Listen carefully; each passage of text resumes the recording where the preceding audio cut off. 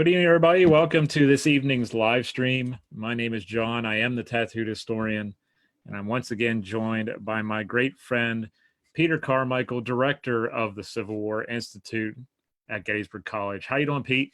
I'm doing fine, John. John, one of the things I've never asked you about, and we've been friends for a few years.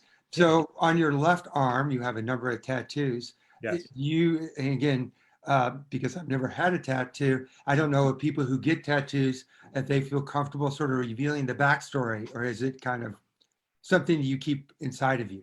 No, I reveal. Tell us something about one of your tattoos on your arms here that would intrigue our audience. Wow, that's a great question. This tiger head, I actually got that in St. Louis at a shop that was had its lineage back to the 1930s with Burt Grimm, and he actually tattooed American soldiers who were stationed at Jefferson Barracks in St. Louis.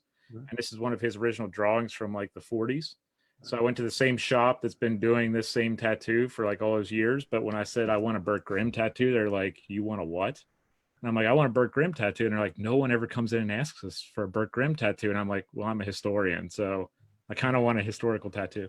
So that was a old one, but they think that he probably tattooed over 10,000 soldiers while he was in St. Louis.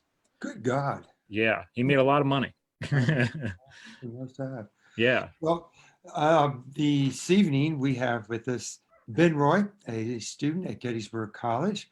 And Ben, I believe, has no tattoos, but Ben, you be sure to tell your parents when you come back, Gettysburg College this fall for classes, you get from us for being on the show. It's a gift certificate, $10 off for your first tattoo at General Pickett's Tattoo Parlor. That's right. That's right. How's that sound, Ben? Ben? That sounds awesome. I'm thinking about getting some face tat or, something on my hands. Go Mike Tyson on us if you want, whatever you want, right? You could get, I believe your favorite president is Millard Fillmore. I think you said that to me once. You could get Millard Fillmore. Millard Fillmore is not, we have a bad research team, Ben. We discovered that last week. We had someone from Ohio State, and we thought he was a Michigan. So tell us your favorite president. Oh, it's Franklin Pierce. It's Franklin Pierce. And I give a shout out to my grandmother, who is the president of the Pierce Brigade. She's the superintendent of Franklin Pierce's home in Concord, New Hampshire. And I worked there. And I actually once did interpretation as Franklin Pierce. I talked at the house and interpreted Franklin Pierce's life. And he's one of the more misunderstood presidents, commonly stereotyped as a dough face, but I like to always rep for Franklin Pierce. He was a close friend of Nathaniel Hawthorne. He had a very interesting life, fought in the Mexican-American War, but you're close with Millard Fillmore. He is, but I think Franklin Pierce gets a little bit more fame just because he's more hated. Right. So the people you gave this talk to at the home, are these people who are just driving along the road and are like, "Oh, we need a bathroom break." They stop and then, "Hey, wait. Well, we're here. Let's let this nice young boy tell us about Franklin Pierce." Wow. That's tough, isn't it? No, it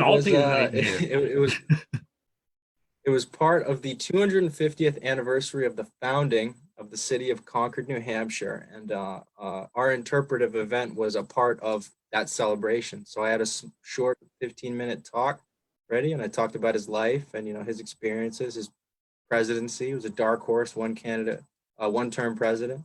So yeah, no, he had a bunch of locals, people who love Concord. You're saying people weren't pouring in from outside of New Hampshire to come to this. And that's okay. Just wanted to get that clear. What are you implying about Concord, New Hampshire? What are you implying, Dr. Carmichael? They're pouring in from Portsmouth. I'm just kidding.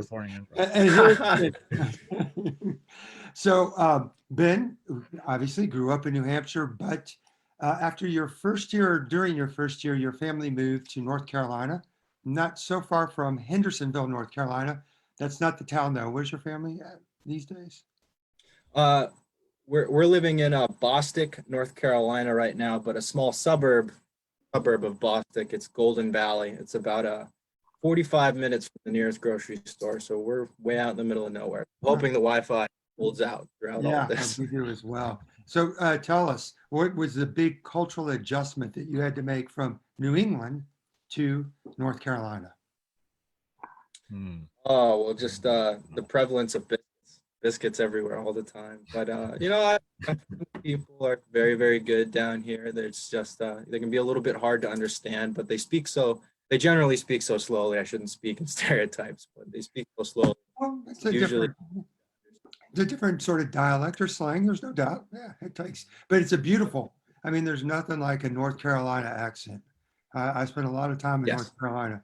My daughter, born in North Carolina, of course, they both were, but one of them, she kept her North Carolina accent for a while, even when we got here to Pennsylvania. And of course, it saddened me the day that it disappeared.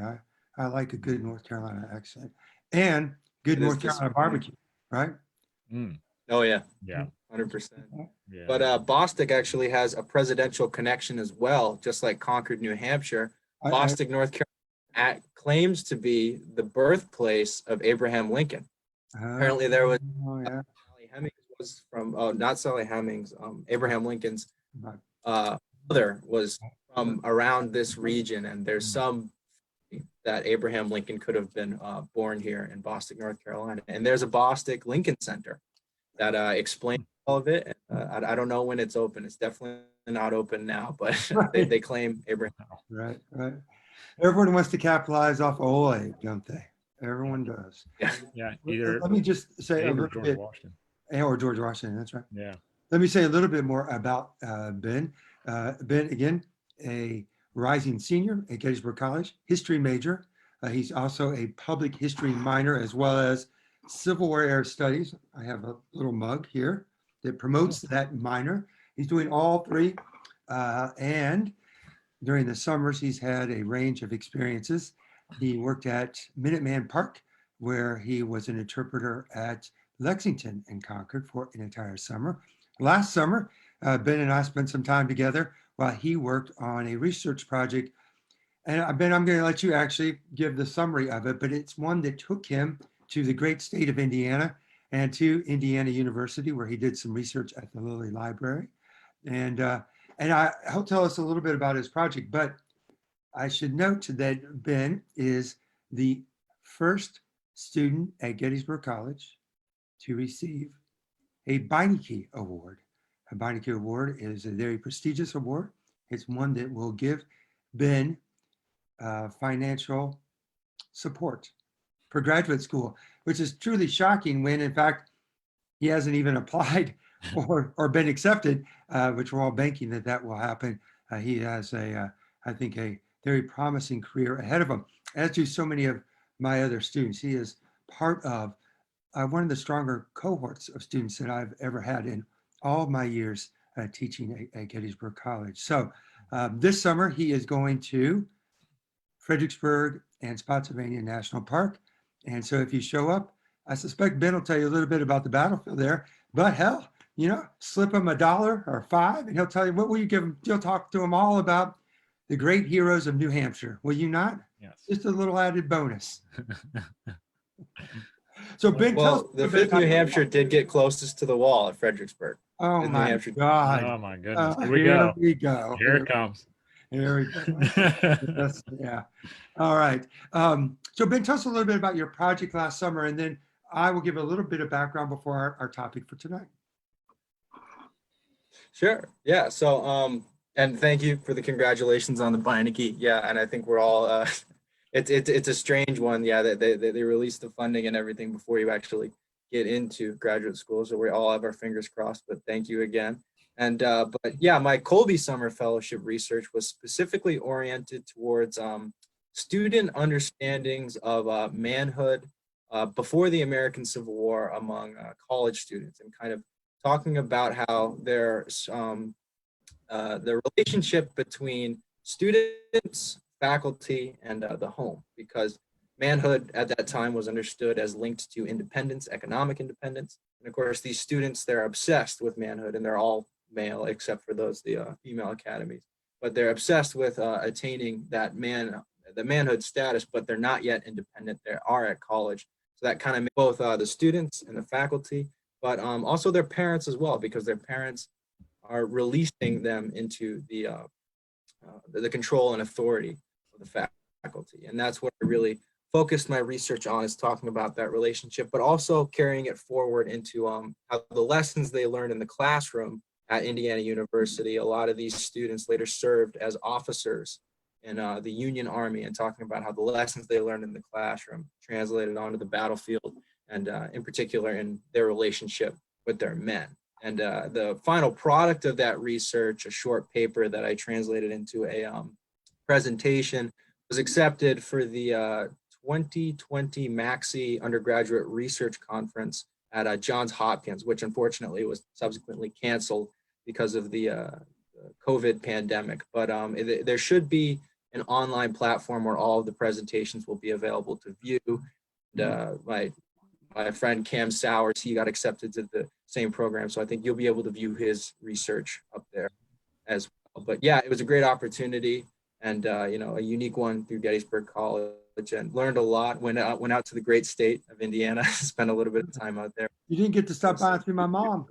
She would have loved to have seen you. You spent right back to Indianapolis. Everyone needs to get the Charlotte Carmichael treatment. Yeah. It was just a quick 3-day trip, so I didn't have much time, but we just got in and got out. Let me say again about Ben's trajectory in terms of his interest and how they've expanded since he's been at Gettysburg is a trajectory that I see a number of students follow. And it's one in which, you know, they come here with this deep and passionate interest in traditional military history, which has been a topic here on our show. And that, of course, I don't think is dissipated at all for Ben, but Ben has come to understand and appreciate that if you are going to find the deep meaning of what these men made of going through the ordeal of battle, one has to look at their pre-war years. One has to take seriously their intellectual life. One also has to have a deep understanding of the cultural world that they inhabited. And I've seen in a short period of time, Ben's creativity and his intellectual curiosity have really taken off. And I will say, as Ben's already alluded to, only at Gettysburg College, we do what we can do for students at the undergraduate level. It'd be hard to replicate anywhere else. Location, location, location. That says it all. But tonight we're going to talk about Ben's other interest that he has developed while here. He's also worked with Professor Ian Isherwood, who is a Gettysburg alum, I might add. Professor Isherwood is a scholar of World War I, and he's published a book, of course, as we all do, but he also has done the Peers Project, which all of you should take the time, our viewers, to look it up. And I have already forgotten Peers' first name. What is Peers' first name? His nickname was Jack, but his full name was Hugh John Chevalier Pierce, which is just a fantastic British name. If you have a name like that, you can't help but to have a little bit of attitude when you grow up, right? But we'll call him Jack. Jack Pierce. The Jack Pierce Project is something that all of you should look up. It's just brilliantly done. It's based largely, I believe, on Pierce's diary. One of Pierce's descendants was actually a student of mine, and Ian and the student got together, and the rest is history, as they say.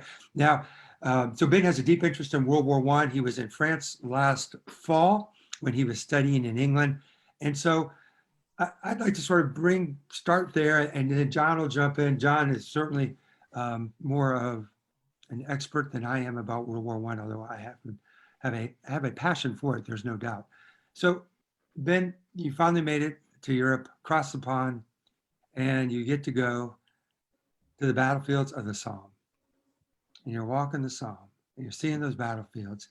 I want you to sort of recreate, not sort of, I want you to recreate the feelings, your thoughts as you walk the Somme, and then how you started to then juxtapose that place with your understanding of the Civil War based on your time here at the Gettysburg battlefield. Sure. Yeah, and it was definitely one of the highlights of my experience abroad. And I was in a very, very good place to do it. Of course, being a student at Gettysburg, you spend a lot of time going around the battlefield, but I've been to a lot of other American battlefields, both of the Civil War and the American Revolution. But I think the thing that struck me the most about the battlefields in France is just their size and how far you can see. So I think that's one of the major contrasts between the First World War and the American Civil War is just the size of the military operations. The fronts are miles and miles and miles long.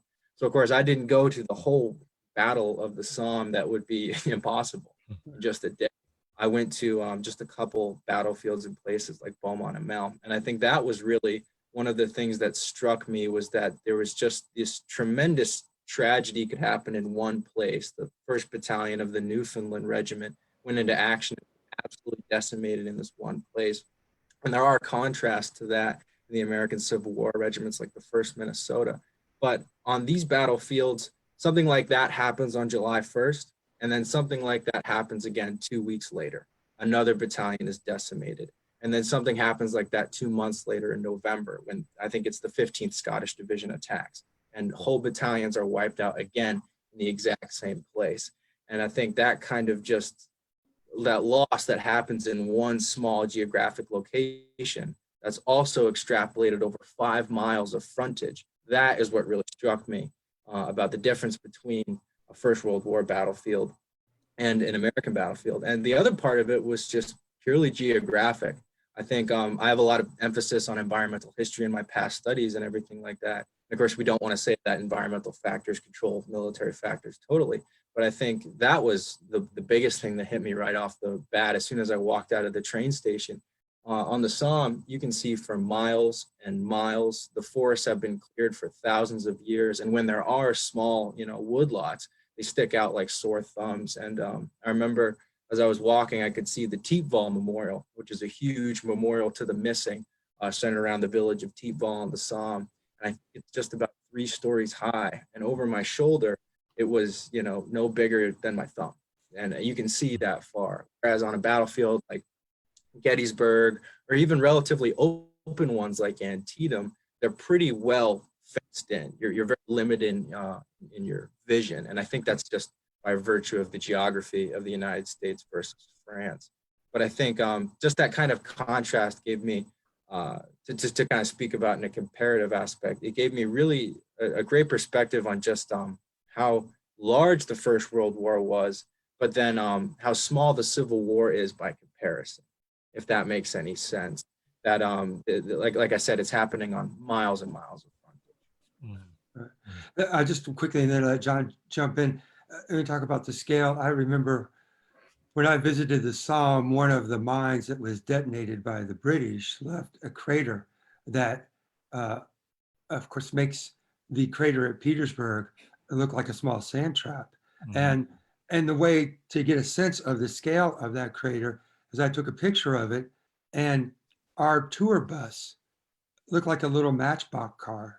It was that tiny, that small. It was really pretty astonishing. Although I'll quickly say, I can't help myself. And then John, you can take it over. That's okay. The operations of Petersburg and Richmond in 1864, stretching from Richmond all the way down across the James, south of Petersburg, stretched damn near close to 30 miles. Just saying. Mm-hmm. Mm-hmm. Yes, yeah, absolutely. Yeah. All right, you can't see them all in one place, but it's still a pretty big operation. Yeah. For that time period, that's a huge operation. Yeah. And Earl Hess does a great job talking about that in all of his work, especially with earthworks and such. Ben, I have to ask you, when you were there and you were thinking about the men who were on the line and who at those points had tried to cross those ridges and blew up those mines and stuff like that, did anything harken to you about the similarities in unit cohesiveness, or men pushing each other on, through their friends or right next to them, especially in the BEF with like PALS battalions and stuff like that? Did that ever cross your mind as being comparative with Civil War units where they're all from the same town or the same school even? Yeah, absolutely. And that's actually one thing I've been doing a lot of research on in a lot of my coursework, not correlated, but simultaneously researching kind of unit pride in the American Civil War and unit pride within the BEF. And there are a lot of surprising similarities. And I should say, after the Somme in 1916, the British Army does consciously try to move away from the PAL battalion and kind of that local unit cohesiveness, because it just proved so disastrous for these localities. back home in Great Britain. But yeah, I did see a stunning amount of similarities just in the way that units developed that pride and the sense of themselves and the way they related to each other. But one of the things that really stuck out to me was the creation of unit hierarchies based on combat experience. So in both armies, and I think it's something that historians kind of tend to disregard in their studies, both armies had definite ideas of this is a good division, or this is a good regiment or a corps in the American Civil War, and this is a bad one. You know, these are ones that can be relied on, these are ones that can't. And I think in both First World War studies and in American Civil War studies, there's been a lot of work recently to kind of exonerate those units that got that reputation. I think of the 11th Corps in particular. You know, a lot of historians work to kind of show that these guys didn't really deserve the reputation that they got. They were a victim of circumstance and so on. But I think it's very easy to take that perspective and then take one step down and start saying that, well, okay, if that reputation of maybe not an elite unit or maybe not a dependable unit is false, then maybe the whole idea of an elite unit is kind of bankrupt in itself. And I think that kind of feeds off the narrative of the common soldier, that, you know, whenever we talk about what it was like to be a soldier in either the BEF or the American Civil War, we start talking about the common soldier's experience. And I think that tends to level the idea of elite units and kind of just how important it was to be a part of, you know, I'm in the 8th Queens, for instance, and we're from this locality.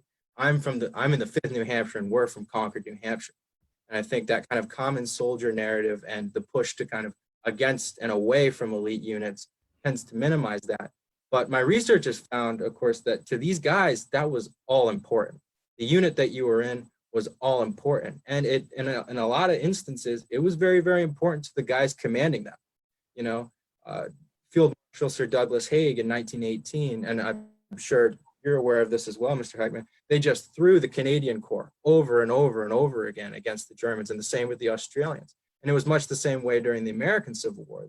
Grant and and Sherman, he took his best elements of the army with him to the sea, and he left everyone else behind. So if the soldiers themselves believe that they belong to an elite unit, and the commanders believe that they belong to an elite unit, aren't they more or less an elite unit? Which is just something I've been thinking about and kind of chewing over with my mind. And I'm curious what you guys think of that, kind of the elite unit, that kind of mentality, which I think tends to get kind of ignored by historians.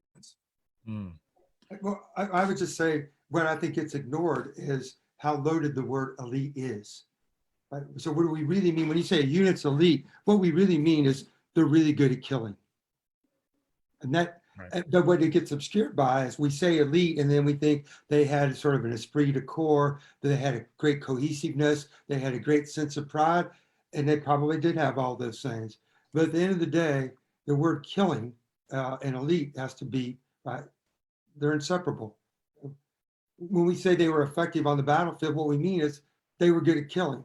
And I'm not saying that in sort of any kind of moral judgment, except that I am saying that about us as historians. And so our tendency to try to want to understand what brought these men together, and we focus so heavily upon the bonds of soldiering, as we should, and I certainly did that in my book, but what we continue to overlook is that there's coercion. And it's not just the kind of coercion that we're familiar with, and that is, you know, if you don't do your duty, you could face a court-martial, you could face some kind of punishment, you could face imprisonment, you could get shot. Yeah, that's all there. But coercion also imbued the very air that they breathed. And I'll say that goes back to this idea of being an elite unit. Right? You're part of the same community. You have a status as a man, and that status would come under question if you did not follow, uphold the orders that were given to you. To me, that's coercion at work. And so, you know, I've increasingly become, when I think about any military history that puts a value judgment on a unit's effectiveness in the field, if they're going to do it, let's be clear why we're making that point. It's because they killed better than their comrades. That's what they did. Right, right. I think about that, Ben, and you don't have to call me Mr. Heckman. That's fine. John is fine. Just like Pete Okay. doesn't like when I call him I'll call Dr. you Mr. Carmichael. Heckman now. Now that it bothers John, I'm gonna call Mr. Heckman. Oh, here we go. I'll call you Dr. Carmichael then.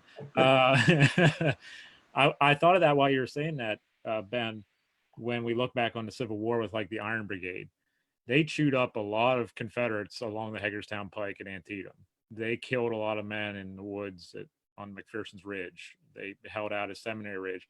And like Pete said, it's elite units are the ones who seem to be able to slaughter the most people in front of them in a quick amount of time, usually even extreme stress, because the Iron Brigade had extreme stress at Antietam. That's something that I've often thought about too, with when you're talking about units that are dependent upon to be there and hold the line. They get such names as the Iron Brigade because they hold the line, and other units in other wars. It's synonymous with a lot of other combat as well. You can see that the body count is higher with them than it is with other units. But you are starting to see this defense of corps or divisions like the 11th Corps at Gettysburg, like other units who fought in the First World War, where we're stacking it up with leadership quality now instead of the men along the line. And I'm starting to see that kind of a twist in there. And I'm wondering about that with the First World War, because I was talking to another First World War historian the other night, my friend James Taub, and we were talking about lions led by donkeys. And we were saying, is it really the Civil War was lions led by donkeys? Because we were having a big debate and a comparative history of our own. What do you think about something like that kind of a statement, saying that maybe it's the leadership we need to look at instead of just the men on the line being the elite ones? Maybe it's how they are put into the field. I think leadership is crucial in kind of the creation of an elite unit. But talking about the lions led by donkeys in particular, I think it has a lot to do with the men themselves. And I kind of think there's a specific example of the 55th Division, the West Lancashire Division in the BEF. And they got a moderate to famous reputation as a dependable unit. But then they got kind of surprised in a counterattack at Cambrai, and they ended up running. And then they got the reputation throughout the BEF as an undependable unit. And that kind of stuck with them, and it got in their heads. And to my knowledge, there wasn't a huge change in leadership, organization, or anything like that. But then in 1918, that stigma of having run and having broken, and that reputation that they gained throughout the Army, impelled them on to actually hold and make the difference in their part of the line during the German Spring Offensive of 1918. But I really don't think leadership can be the whole quality, because you look at the 11th Corps. They got their kind of bad reputation in the Valley, and but then they brought in Oliver Otis Howard. He was supposed to be the cure-all, right? Like, oh, he's coming from a good, dependable unit, the 2nd Corps. He'll come in and he'll make the difference. But I was reading an account by a guy in the 17th Connecticut, which was one of the American regiments in that corps. And he said that, the men have no confidence in Howard, and they won't fight well again until they get Siegel. So I think you can stress the commander, and the commander does often make the difference in an elite unit, but it also has a lot to do with the morale and the attitudes of the men, which I don't know if that kind of addresses your question about leadership, but that's just something I'm thinking about recently. Let's ask I think the big and important question. And of course, I won't ask it as a question. I'll make a statement and tell me how you feel about it. And that is, what we're doing this evening is problematic. And we're trying to compare World War I to the Civil War. And it's apples and oranges. So, what can we actually learn from this comparison, if anything? And now I'll be specific. So, of late in Civil War studies, there's been an emphasis on what the war did to the common soldier. That Civil War soldier came out of this conflict, of course, he unscathed, right? And that he was a victim, right? And suffered from what we would call PTSD. In World War I, they might call it shell shock. And so I'm asking you now, Ben, does this comparison help us understand what the shock of battle did to men in the Civil War and World War I? Do we see similarities? Are there parallels? Are there differences? Or do you think we shouldn't make this comparison at all? I think there are similarities and there are differences, but I think the value of the comparison itself is in the contrast it creates.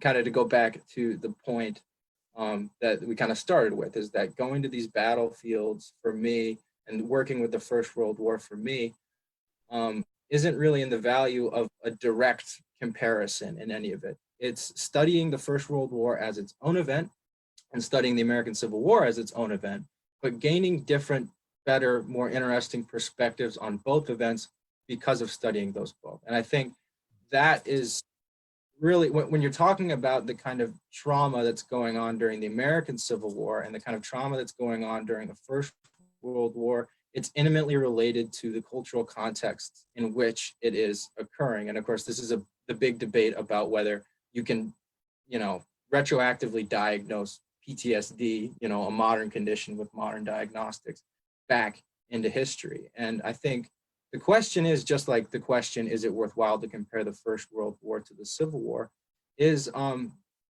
you gain anything by comparing PTSD backward or the American Civil War to the First World War? Or is it better to just study the two as they are and then gain different perspectives from what we know about each one? And I think, it's just in the fact that you can study both and you can think about them. But I think trying to make a hard comparison between shell shock and soldier's heart and PTSD in the present is difficult, if not impossible. And I think the inquiry itself, like whether it's worthwhile, can be questioned. But I think studying all three and having a good understanding of all three in the cultural context that they occurred in, and then starting to contrast and thinking about new ways to come at the American Civil War or the First World War or PTSD. I like a lot. So so I'm going to get even more specific, and then I'll turn it over to John. So here's what I'd like for you to explain to me and explain to my students. In the 20th century world history class that I teach, in fact, it's the first class, I show them very disturbing footage of French soldiers suffering from shell shock. It's horrible. Bodies shaking uncontrollably. They're so jittery. I mean, you can just sense, right, that these men are still alive with fear. So, Ben, student asks you, this happened after World War I. Why is it that we don't have any record of Civil War soldiers having a similar physiological reaction to their experience in combat? I'm not suggesting that some Civil War soldiers did not show signs of what people would call shell shock in World War I, but I don't know of a single case, a single incident that describes men and the condition of that video of those French soldiers. Mm-hmm. So I think your point, we got to separate these things, but then help me still explain why. Why did that happen? Why didn't it happen during the Civil War? They both subscribe to the same ideas of manliness. They're all part of the same Victorian world. Help me understand, please. Sure, yeah, and I think, once again, it has everything to do with the specific context of combat as it occurred on the Western Front. And I think it's called shell shock for the specific reasoning that the artillery bombardment that a First World War soldier, whether he's French, British, or German, is an incomparable experience to almost anything else in war. And it's definitely incomparable to anything that happened during the American Civil War. And I think it was a great discussion that John and James Taub had about combat in the First World War. And I think, as I said, that was one of the first things that stood out to me, is just how different the experience of combat was in the First World War to the American Civil War. And I think, once again, it speaks, mental trauma is a hard topic to talk about. And I can confess, I don't have total mastery of it at all. It's just like I don't have a total mastery of any of these things. I'm still just a callow undergrad. But We, I think we none of us have total mastery. And it's always an ongoing process. Anyone who thinks they've mastered it, but I think don't listen to them. Yeah. Yeah. I'll just say very quickly in But- turn to John, what you said, Ben, reminds me of my visit to Verdun, which was more powerful, more overwhelming than any other battlefield that I've ever visited. And the thing that, again, that is just hit home hard about the profound difference between World War I and the Civil War is the ordnance and what the ordnance did to the landscape at Verdun. I mean, it's just filled with craters and towns obliterated. You just see the rubble, right, of villages. And then compare that to what looks like a golf fairway at Pickett's Charge. You know, a bombardment that lasted nearly an hour and a half, and there's no visible scar of that whatsoever. In fact, when I give my Pickett Charge walks, I show a photograph of Verdun so that people can, I think, get an appreciation for change over time, and that the soldier experience, I think, Ben, that's what you said so nicely. The soldier experience is not a universal one. And whenever we go in that direction, it's always a bad direction. I mean, we can talk about camaraderie, and yes, there's elements of it throughout time, but the essence of that camaraderie always changes, always changes. Mhm, mhm. I think we hit a trap too. This is just my opinion of it. When we're doing comparative histories from time to time, such as these, where we get into that trap of, is the Civil War the first modern war? I hate that question, but that's just me. I'm just like, to these guys, it was the most modern war ever. But to us, we can look back and say, well, is it the first modern war, et cetera, et cetera. And I think we get into a partial trap there where it's like, well, what is your idea of a modern war? And what's your idea of a cataclysmic war, such as we had in the mid 19th century with the Crimean War, the American Civil War, et cetera, et cetera, et cetera. I'm wondering what your thought is on that question as a whole, though, Ben, because we've been talking about this violence on the Western Front, and this overwhelming amount of artillery being thrown on each side, millions of shells in a number of hours. Yet the landscape is totally different than what we experience here in the States. And as Pete so eloquently put it, when you have a bombardment of an hour, there's going to be a lot more damage than we can ever see. So is that a disconnect maybe for us? Like, you went to the World War I sites and you had an immediate reaction to it. Some people go to Antietam and they think, well, this is too lovely to be a battlefield or something like that. What are your thoughts on that as far as how you perceive it when you first see it and try to understand that landscape?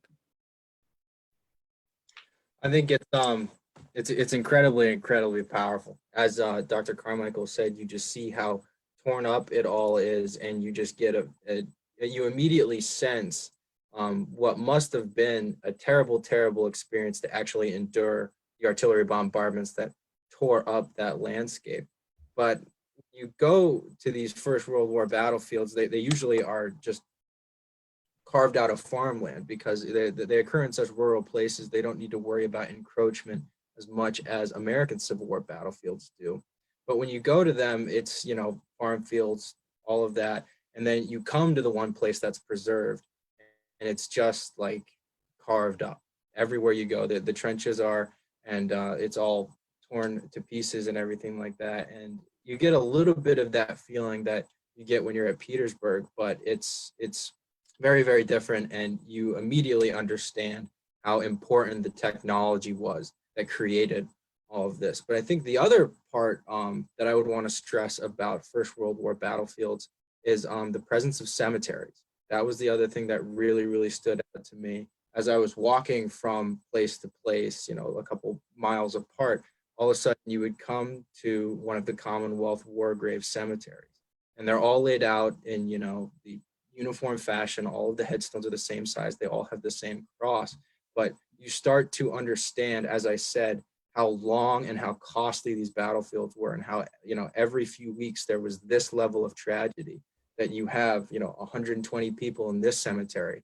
And then you walk another mile and there's another 120 people in this cemetery from different regiments and different communities, different dates of their death, sometimes multiple years apart on the Somme. So I think, and since it was all located in that one area, you get a good sense of just the war and how costly it was in totality. And those were the two things that stood out to me about the landscape. So Ben, let me on ask the you this question.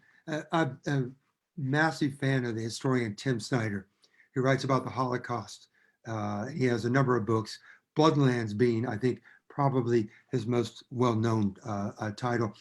He speaks about or writes about the problem of Auschwitz. The problem being is that people's understanding of the Holocaust today basically centers on Auschwitz, and that has led to grave distortions. So I won't go into the specifics, but I'm going to keep moving. Now, when we think about the Civil War, we're talking again about popular understandings. I'm going to say the problem of Pickett's charge. The problem being is that our understanding of Civil War leadership often centers on that hour or so on July 3rd of men being lined up in linear formations, little creativity, classic frontal attack, 50% casualties. That's what they did. That's what they continued to do. And now here comes the question. The problem of the Somme. You have suggested to us that these casualties, right, are sort of mind-boggling, and they continued, right? And it was sort of unrelenting. And now I want to bring John's point in there as well. Are you suggesting to us that the takeaway from the Somme is lions led by donkeys? Is that what we should understand about about the Somme? Oh, no. Yeah. No, absolutely not. No, and I really only meant to stress by that. That was my personal reaction as I went through, and I think that's more just a virtue, by virtue of conscious decisions made by the Commonwealth War Graves Commission after the war. But there's been a lot of really, really good scholarship talking about, just refuting the lions led by donkeys interpretation of the First World War, one that dominates popular understandings of the First World War. So can you tell us a little bit about how tactics evolved? And Ben, I don't know if you've read this book before. We do a lot of show and tell here. Ernst Younger's Storm of Steel. Have you ever read it, Ben? Oh yeah, of course. Have you read it, John? Yes, it's fantastic. It's an incredible book. It is. It really is. Everybody's put on Seminal word. Yeah, no sense of disillusionment on Younger's part, right? At all. But he describes tactics very differently and what they became. And I don't know if you recall the specifics from this or from anyone else. I mean, how did the fighting evolve in the Somme? You're saying to me that they didn't continue to do these classic frontal attacks that were truly disastrous. How else? How did fighting evolve in World War I? Ben's going to the. I counter your book with another book. Let's see. Which one you counter? This is Patty Griffith, Battle Tactics of the Western Front. I didn't know he did it. And yes. The sea change for me, and I would recommend that. Ben, could you hold that book up again? Yeah, sure. So people, the viewers at home, can write it down. There you go. There you go. Patty Griffith's Battle Tactics of the Western Front. This is one that showed up the other night in our discussion with James Taub. Go ahead, Ben. And I think what's really, really important, if you're grounded in the American Civil War, you've probably already read Patty Griffith's Battle Tactics of the Civil War. And I would read that and then read Battle Tactics of the Western Front. And that is where my understanding of just how different two conflicts came from. And in particular, I wanted in this discussion to talk a lot about, how these units understood themselves in relation to other units. And the biggest difference between how an American Civil War soldier understood himself and a BEF soldier understood himself in the units he was in, the BEF soldier had so many more units to relate to, and therefore he kind of hated and had personal animosities towards so many other units because the war was just that much more complex. There was so much more artillery, and you had trench mortar batteries that were right up at the front. So infantry soldiers had a natural animosity towards trench mortar batteries. But then even with the platoon, you started dividing into smaller units. You had rifle guys who are just going to be, have their bayonets when we get in the trench, they're going to be going around the parapets. You had guys who are just bombers. These guys are just going to throw the grenades. And then you had a Lewis gun team. The army was just so much more subdivided and so much more specialized, almost on an industrial style scale. But what's interesting about Ernst Jünger and the Storm of Steel, he's definitely influenced American historiography quite a bit, that we tend to think of the stormtrooper as, you know, the quintessential, the peak of tactical ability on the Western Front. But in reality, and that's definitely the feeling you get from battle tactics of the Western Front, the British Army was just as proficient at those kind of, you know, infiltration tactics, the raiding tactics, and more oriented towards the offensive. And they were definitely stronger in that regard, working with bombardments and working with laying down machine gun fire. It was, yeah, so I would definitely recommend that book if you want to know more about what combat in the First World War, at least on the Western Front, was like. You talked about the cemeteries as well, Ben. How do you see them as far as memory and commemoration is concerned? Because it seems that we just had this discussion the other night. When Americans think of the First World War, it's all over the top, gung ho kind of thing. But when you look at the BEF, it's very a somber looking statuaries and monuments and stuff like that. And our Civil War monuments can be a mixed bag as far as that's concerned. When these men are talking about their service and they're erecting monuments and they're preserving the memory of their comrades, how did you see the complexities involved with that? Yeah, and the thing that struck me the most about British First World War commemoration is the emphasis on the unknown. The cenotaph in London, which is kind of the premier First World War memorial, is an empty tomb. It's a tomb dedicated to an unknown soldier, and the cemeteries and the whole the poppy culture, it's all centered around the unknown soldier. And I think we have a sort of similar energy with American Civil War monuments and commemoration, but I don't think we see the same kind of emphasis on the unknown soldier that the British really brought out with theirs. But I think that might be one I kind of want to throw back to you guys and your understandings of the American Civil War, and John's ability to contrast with the First World War, and Dr. Carmichael's as well. Do you think we have the same sort of emphasis on the unknown soldier? And you know, what role does the unknown soldier play in American Civil War memory and memorialization? That's a great question. Right. John, I'll let you go first. I figured you're going to kick that to me first. You know, I really think that in historical memory, at least from my experience and when I've talked to people at interpretive events and such, we talk about the unknowns so much because there was no way to identify many of them to begin with. They didn't have the dog tags like we had in the First World War, et cetera. So it's almost a commonality, a common feature that you're going to have this issue. However, you don't really realize that until you go to national, military cemeteries, or you go to Richmond and you go to Hollywood Cemetery and there's a plot for the dead of Pickett's Charge, but you don't know who they are. I think that the issue is that we don't hit it too hard until we get to the burial sites, and then we kind of understand what the cost is. We don't see the Civil War memorials to the unknowns as like a sort of like, here lies an unknown soldier or anything like that, other than what we see with the Tomb of the Unknown at Arlington. That's what we think of when we think of the unknown soldier. Now Americans think of that because of popular history.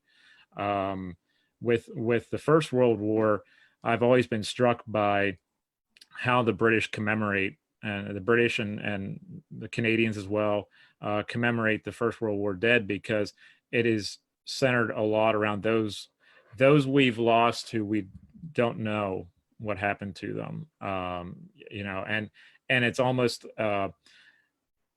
like a family member or a vacant chair thing with them. Like, it could be anyone's family member.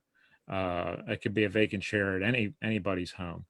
It's a different kind of memorialization than we are used to in the United States. We are used to a lot of patriotic fervor and joys with having their freedoms, etc. And they're certainly happy to have their freedoms, but it's a more somber occasion in many of these places, right? So it's a very American, unique way of looking at our war dead than a lot of other countries that I've at least spoken with others, and I've been to other places and watched how they do a remembrance ceremony. it's a really different thing. And my big thing has always been our monuments always look more gung-ho, as we would say, than what we would see in a lot of other places. So I'll say real quickly, and then I have another question for you, Ben. You can see evidence during the war in which the soldiers on both sides expressed a great deal of concern about identifying the dead. For example, when Sherman's men were marching back to Washington, D.C. at the end of the war, after the surrender at Bennett Place, they marched right through the battlefields around Fredericksburg. And I am struck by the great care that these men exhibited. For the most part, there were a few outfits in Sherman's command that had fought in the Chancellorsville area. But for almost all the other men, they did not have a comrade that was under that soil in Spotsylvania County. And so they were particularly aghast at how the bodies were treated. They saw that the civilians in the area had defiled them. And so there is a great concern to be able to try to identify men. In fact, I can remember one account of a unit that had returned, with the 12th Corps unit, I believe, and they were able to locate where one of their officers was buried, and they disinterred him, put his remains in a box, and then of course shipped him back home for reinterment. So you see that concern. In the immediate post-war period, the cry to bring the bodies home from the South came mostly from women, from what would become ladies' memorial associations. So there's a concern there as well. I think it is all so locked into the question of reunion and reconciliation, because there's a growing awareness, even in the North, that if you just simply throw the Confederate dead in a pit and just leave them, that would not be a step toward reunion. So again, it doesn't have the same prominence, I agree with John, that one would find in World War I. So I'm going to go another sweeping generalization, one that I think most people make who even have, a solid understanding of the Civil War and World War I. I'll ask my question and then we'll get to some of the viewer questions. Ben, I think about the conclusion of the Civil War, and for Civil War veterans, particularly Northern veterans, for the most part, they came home. Hell, they're victorious. There's not a lot to complain about. They get, for the most part, a hero's welcome, and they proceed well into the 1880s, 1890s. They remembered their service, for the most part, as a heroic adventure, one in which the cause for which they gave, their lives, and their comrades, truly gave their lives, never to return, that they did it for a meaningful political cause and union. Whereas when we think of World War I, we think of sweeping demoralization, disillusionment, people who saw the human cost of World War I as a great waste without any purpose. Disillusionment, World War I, Civil War, a sense of purpose, a sense of achievement. The blood sacrifice was worth it. How do you like that generalization as a comparison? Is it a useful one? Yes or no? I can't say I like it very much, and I don't think it's particularly useful, because it's just based off of kind of that war poet lens that we always tend to see the British soldier in the First World War through. And it's, if you go back on Armistice Day 1918, nobody's moping around. There are some who are indeed disillusioned and disappointed, but there's widespread celebrations. People are happy that the war is over, and people are triumphant. The Allies have won. British soldiers are happy about the fact that they've won. There's mass celebrations in London. This was a victory for them. And then if you go back and you read a lot of the accounts that were written by, sort of the middle brow, low brow accounts of what it was like to be a soldier in the British Army during World War I in the 1920s, they're very, very different than the kind of interpretations you get in, Robert Graves' Goodbye to All That, than you get from Wilfred Owen, kind of these famous names that we tend to associate with the First World War. They're triumphant. They're happy about what they've done. They believe that they've won the war for liberty, and what the causes that they set out for. They have defended Britain, which was their stated purpose. That kind of attitude and that disillusionment comes out of the cultural prominence and the cultural currency that the war poets attained. And also it's filtered through the Second World War.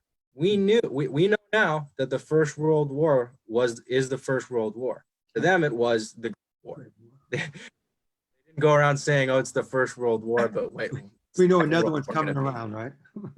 Yeah, we filter our understanding of the First World War through the Second World War. So for them, they understood their service as worthwhile. They said that they would go back and they would do it all again. And yeah, so that the belief that it produced an entire generation of moping poets is just incorrect. It's you have to go back to the sources to what these guys were actually saying, what they actually believe. Well, yeah, the discourse of those writers, of those poets, it certainly has captured the imagination. Pervasive. And I would say, here's again a book that I know you're familiar with and that John's familiar with. Yeah, Paul Fussell's work on the Great War. I mean, that is a book that has really stood the test of time. And I know that people punch holes in it and it's problematic in places, but nonetheless, it still is, I would argue, it still is an essential book and an important one, even if it doesn't hold up as well as one would like as well. John, do we have any questions from any of our viewers? We have some questions that have to do with the AEF, which we'll probably have to get back to later because we were talking about the BEF. But there was one that was about when these men get home. Do you have any commonality in your research, Ben, as far as how they overcame their experiences? And I think that leads back to like the shell shock and the post-traumatic issues that we were talking about earlier. But have you seen any commonality with how some men just kind of quote move on with life, or they have to overcome what they've been through and do it in various ways? Do you see any of that with BEF versus the Civil War veteran? Or is that too much of a blanket? The one commonality I can speak to is just the fact that most veterans did not end up joining, unit organizations, veteran organizations. That's kind of the statistic that goes around, that most Union veterans, of course, didn't join GAR, and I believe most BEF veterans didn't end up joining any unit or veteran organizations. But unit and veteran organizations did exist among British soldiers after the First World War, but they didn't have the kind of widespread membership. But once again, it just goes to the gulf of cultural and the cultural difference between post-war Britain and post-war America. These are just two very different places, but that's the one similarity I can think of off the top of my head. Well, thoughts? Yeah. I had another question for you here from one of our viewers, Ben, actually. It's, does the scale of civic destruction affect the attitudes towards the war? Which is a really great question. Obviously, we had no civic destruction in the U.S. during the First World War, as was said in the comment, and Europe was ravaged. But we have destruction here in the Civil War, obviously. Yeah, I think that definitely does make a difference, and in particular, it's going to make a difference to people in the South. Differences in the way that the UDC went about it, but I think it'd be interesting to look into kind of thinking about how just the fact that Britain was relatively didn't suffer a lot of damage. There were some Zeppelin bombings in the north, of course, other than Chambersburg, and the Gettysburg campaign didn't suffer a lot of civic destruction. I think that might be a useful one to look into, but yeah, that definitely is going to influence the common soldier's experience of the war and the way it's remembered. But I can't say that. Yeah, it's tough. I think one interesting avenue, and it's a student here, a former student who's interested in this question, and that is the turn to reactionary politics amongst former German World War I veterans, right? Who survived the war and who will, of course, end up in engaging in a number of reactionary parties, obviously some in the Nazi party as well. And to make that comparison to what Jim Broomall has done, and I think has done brilliantly, is to look at Confederate soldiers in the immediate post-war period who turned to vigilante justice or to the Klan. So I think there's again some interesting comparisons. I've been to sort of wrap this up. I think you said very nicely for all of us that these comparisons, although they're not perfect, that doesn't mean that we shouldn't move ahead with it. And I mentioned Ian Isherwood's piece I think at our last talk. It's in the Journal of the Civil War Era, which again, one could subscribe to this. University of North Carolina is giving a 40% discount. This might apply to it, but if you can't, you can certainly get it at your library. And there's a piece that Ian wrote, and it compares World War I and the Civil War. When the hurly-burly's done, when the battle's lost and won, service, suffering, and survival of Civil War and Great War veterans. That's quite a title. But I think, one of Ian's many points is just because that comparison is an imperfect alignment, that doesn't mean that it can't result, I think, in some deep insights that can be drawn from both sides. Ben, we're so pleased that you joined us, and I want to remind the audience, Fredericksburg, Spotsylvania, Chancellorsville Wilderness, where Stonewall Jackson died. Ben Roy will be there this summer, starting somewhere in June. He doesn't know his duty stations, as they call it, yet. I don't know them either, but certainly get out there and get on one of his walking tours as well. And Ben, when you graduate next year, what I'm going to give you, I already know, and you know too, what I'm going to give you is your parting gift. And it's right behind me up on my top shelf.